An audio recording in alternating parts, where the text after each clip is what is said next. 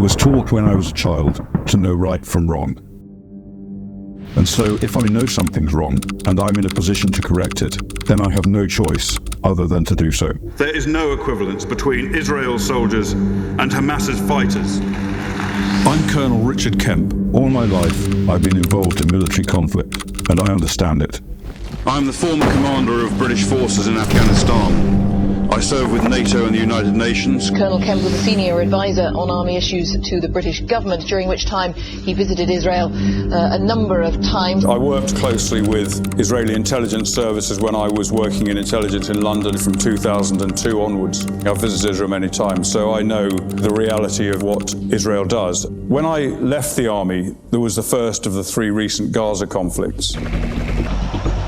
Israel launched Operation Cast Lead with the aim of ending cross-border rocket fire from Palestinian militants. Very grim mood music, really, coming out of the region from both sides, despite the UN call for an immediate ceasefire.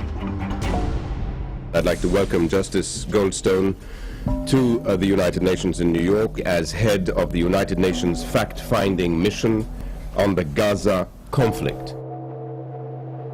Israeli forces launched direct attacks against civilians with lethal consequences. I could not watch the lies being churned out against the IDF, against our allies. I knew what the truth was. I knew what the reality was. I couldn't sit by and watch that happening.